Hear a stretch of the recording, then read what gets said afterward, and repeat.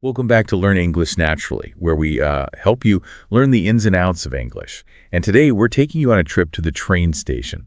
A place that can feel like a whirlwind of new words and phrases sometimes. But don't worry, we'll give you all the English you need to confidently buy tickets, read those schedules, and find your way around. Yeah, what I find really interesting about train stations is that they kind of force you to use practical language. Right.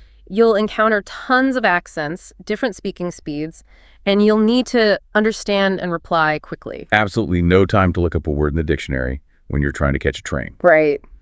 So let's start with some essential vocabulary you'll hear at the station. First up, the word ticket.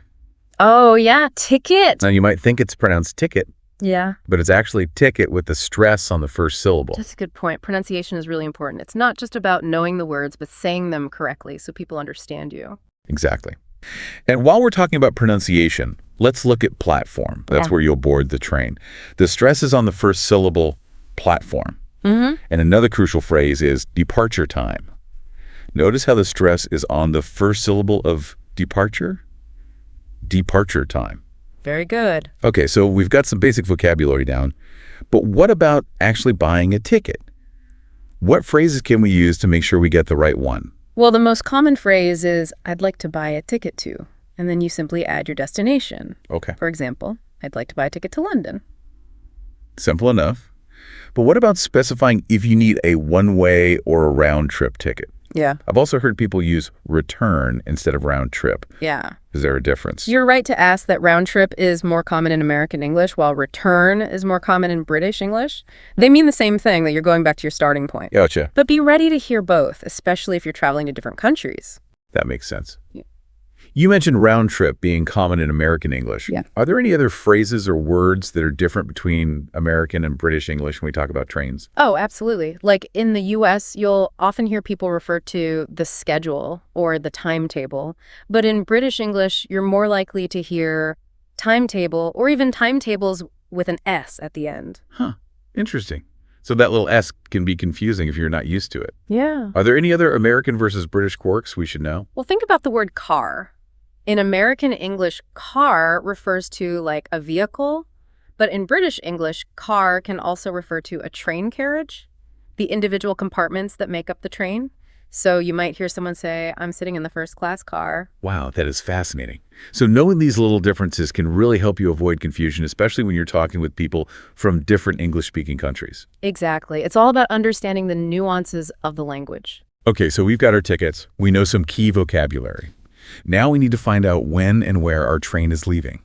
Let's talk about train schedules, those boards full of times and destinations that can sometimes feel a bit overwhelming. Those boards can be a lot, Yeah. but don't worry, we'll figure them out together. What are some phrases you might use to ask about your train? I think I would probably start with, what time does the next train to? And then add my destination. Perfect. That's a great start. And remember, you can also ask, when does the last train to arrive if you're running late and don't want to miss the last one? Right. And of course, how long is the journey? It's always good to ask, especially for longer trips. Exactly. Now, here's where understanding time in English is really important. Right. Have you ever used the 24-hour clock? I've seen it, but I have to admit it confuses me sometimes. Yeah. It feels like everyone else gets it, and I'm still adding or subtracting 12 in my head. Yeah, the 24-hour clock can be tricky at first, but it's actually quite simple. It's just a way of expressing time using all 24 hours of the day. So instead of saying 2:00 p.m., you would say 14:00.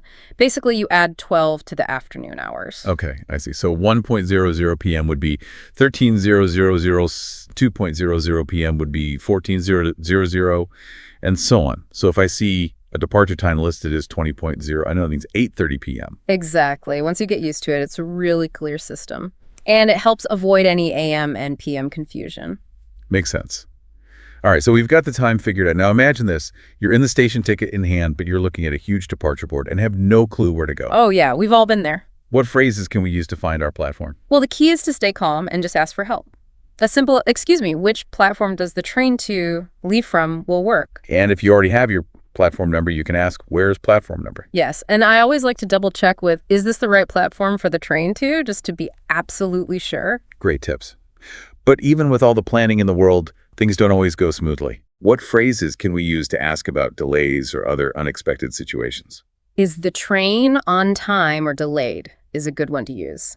And if you're looking for a specific train, you can ask, has the train to arrived? And if all else fails, knowing where to find the departure board is super important.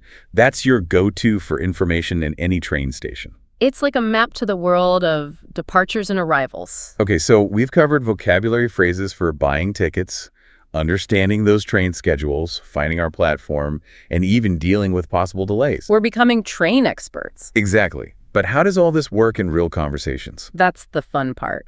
Let's go through some common scenarios and see how we can use these phrases in action. Okay, I'm ready to put all this new knowledge to the test. Let's start at the ticket counter. So imagine you've made it to the ticket counter. You walk up to the ticket agent and confidently say, "Hello, I'd like a ticket to Edinburgh, please." And they might ask you one way or return. Right, and here's where that difference we talked about comes in. Remember in British English, they use return instead of round trip. Right, so you would say, return please. And then the agent would say something like, "Okay, that's $25. Please tap your card." Easy enough. You tap your card and there you go, ticket purchased. Now let's say you're in the station, you have your ticket, but the departure boards are a little confusing. Those boards can be tough. Yeah. But here's where those phrases we learn come in handy. You can politely ask a staff member, "Excuse me, what time is the next train to Manchester?" And they might reply, the next train to Manchester leaves at 14:45 from platform 5. There's that 24-hour clock we were talking about. Exactly. And did you notice they use the word departs instead of leaves? Oh yeah, that's another common word to hear in train stations. Right. I'm learning so much. Okay, so you found your platform, but there are a lot of trains listed on the board. Just to be sure, you could ask, is this the right platform for the train to Birmingham? Yeah. And they might say, "No, the Birmingham train leaves from platform 8. This platform is for trains heading north." Ah, so important to check, especially in those big stations with trains going everywhere. Now imagine you found your platform. Everything seems to be on time, but then you see an announcement on the board. Oh. Exactly. And suddenly you hear, "Attention passengers. The 15:15 train to Glasgow is delayed because of a signal failure. We apologize for any inconvenience." Oh, no. Okay, time to use those delay phrases we talked about. You could ask a staff member, "Excuse me, do you know how long the Glasgow train will be delayed?" And they might say, "We expect a delay of about 30 minutes. Please keep checking the departure boards for updates." Good reminder, those boards are your best friend in situations like this. For sure. Oh. Okay, so we've covered ticket purchases, asking about schedules, checking platforms, and even dealing with delays. We're basically train travel pros now. And most importantly, we're doing it all in English. It's amazing how quickly these phrases become natural when you use them. It's true. You know what's really helpful is that even though we've been using specific destinations in our examples, the basic phrases stay the same. Yeah, that's a good point. That's the great thing about learning these essential phrases. You can use them for any destination, any train station, anywhere you go. We've covered a lot of common train station scenarios. Yeah. But what about those situations that are a little, well, different? Like, what if you need to find a restroom or store your luggage? Those are good questions. Let's talk about those next. So let's talk about some of those other things you might need at the train station. You know, those things that aren't actually about the train itself. Like finding the restroom. Exactly. Nature calls. How do we ask about restrooms? You can just say, "Excuse me, where are the restrooms?" or "Where are the toilets?" You'll hear both of those. And I've seen some stations use the terms WC or lavatory. Oh, yeah. Those sound a little more formal though, right? Yeah, WC stands for water closet, and lavatory is also a bit old-fashioned, but you might still see them, especially in older stations. Good to know. Okay, we found the restrooms. What about luggage storage? Let's say we have a few hours before our train and we don't want to carry our bags around. Most bigger stations have places to store your luggage. You could ask, "Excuse me, where's the luggage storage?" Or, "Do you have lockers for luggage?" And it's probably smart to ask about the price and the hours too. Definitely. Speaking of prices, let's say you need to grab a quick snack or a bottle of water. What are some phrases we can use at the station shops or cafes? Those are usually pretty straightforward. You can use phrases like, "I'd like to buy," and then say what you want. Okay. For example, "I'd like to buy a sandwich and a coffee, please." And don't forget to say please and thank you. Very important, especially when you're asking for help. Being polite goes a long way. Yeah. All right, so we've covered restrooms, luggage storage, even getting a snack. We're becoming real train station experts. I know, right? What I think is really interesting is that these scenarios and phrases aren't just for train stations. That's so true. You can use them at airports, bus stations, even shopping malls. Exactly. It's all about taking what you've learned and using it in different places. Exactly. So before we finish our deep dive into English for the train station, what are some of the most important things our listeners should remember?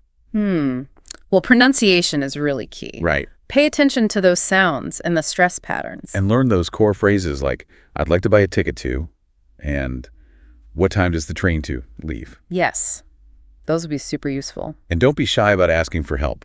People are usually happy to help, especially in busy travel situations. Definitely. And most importantly, practice. Practice, practice. The more you use these phrases, the more confident you'll become. Very true. Language learning is a journey, and every step you take brings you closer to fluency. I love that. We hope this deep dive has given you the skills and the confidence to navigate any train station. Yeah, we encourage you to try out these phrases even if you're just practicing at home. Imagine yourself at the ticket counter asking about schedules, finding your platform. The more you practice, the easier it will become. And remember, there's so much to learn in English. We're here to help you along the way. Make sure to subscribe to Learn English Naturally for more fun language lessons. We'll be back soon with another exciting deep dive. Until then, happy travels and happy learning.